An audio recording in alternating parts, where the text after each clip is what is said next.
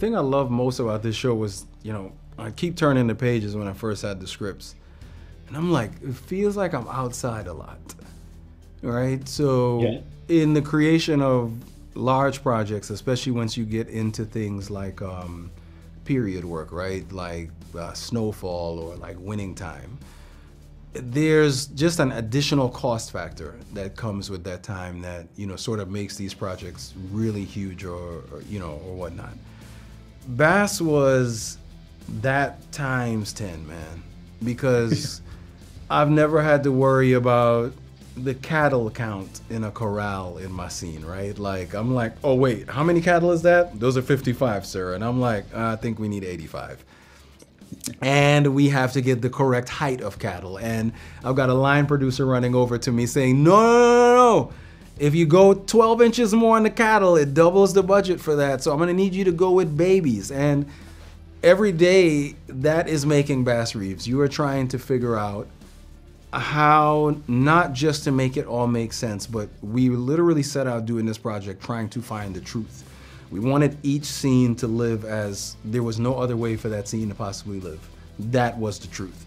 We would just have to sort of take care of all of these side items, if you will, in order for us to get there. So I would say the sheer magnitude of the project in, you know, we're also doing a Western in the time period after the incidents on the film Rust, right? Even if you got a scene where Bass and Billy ride into town, just the fact that there are, I don't know, 250 extras in the town and everyone's got a gun, we have to go through weapons checks. You'd like ramp up, let's go, and then we'd slow down because there's a weapons check. But guess what? We need to keep everyone safe. And we want to be able to have our performers out there unconcerned for anyone's safety when they're trying to recreate this historical moment in a way that's not been done before. So I would say the strict attention to detail, and it's not that that didn't exist on other shows, but just the fact that you start moving in 1,000-pound creatures to add to your place. And you're like, oh, 4 horses are gonna gallop this way. And then in the next scene,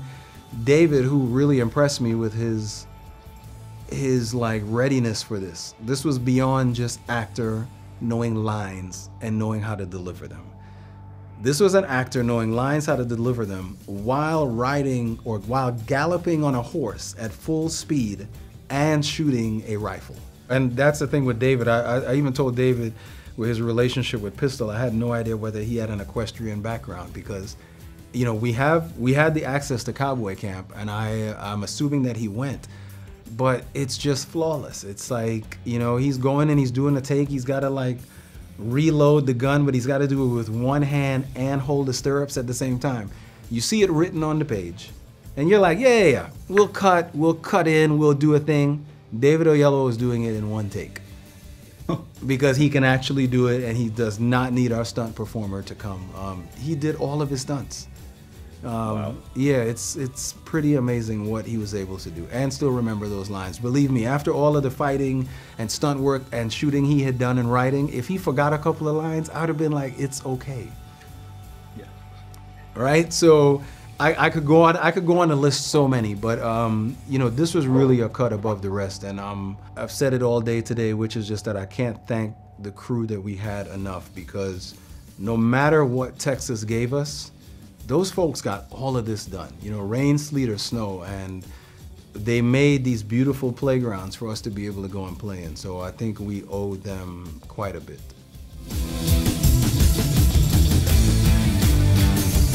The working with him part, you know, I always joke and I say, I only direct for about 15 minutes a day when I go to work, right? The rest of the other 14 hours that I spend the day on set are making decisions and saying if this shirt looks right with this and whatnot. But I always joke and I say, hey, I'm kind of here directing for free. You guys pay me for all of the rest of the stuff, right? And what I can tell you about directing and watching a guy like David do his work, yes, it's brilliant. Yes, it's like, wow, can you believe that? Oh my God, when people see this take, what are they gonna think? The part that got me the most was just how genuine of a human being he was, or is. Yeah, I don't know. I haven't worked with too many people that are just like that. He is a man that if he tells me something, I can honestly trust and believe in it. And that went a long way, because when you're making something this hard, there is a trust that you have to have, you know, between each other, right? And that's to make sure that, hey, I've been watching all your performances and I know when you need to laugh a little more. And you've been watching my stuff and you're like, can we try a shot like that again? And it's like, yeah, because now we're collaborating. But I'm collaborating with a person that, if their ego had gotten the best of them, it wouldn't have been like that. You know, and I'm sure I would have also said he was fine for doing it based on who he was. But I was pleasantly surprised that David's just a beautiful spirit, man. Not that I can give you without spoilers, but there's a shootout that takes place in an entire town that we built, and that's pretty special. That's what I'll say. I have not, in the last 5 years of shooting anything in this town, been given the chance to shoot anything that big. You know, like pretty much half of an episode is a shootout. That's cool. And yeah, and we still had to adjust some things to make it producible, but those are the nights that you remember. You remember being at work. I think I even remember being at work because we surprised David, which I'm sure that clip will come out at some point, but it was his birthday and he didn't think anybody knew.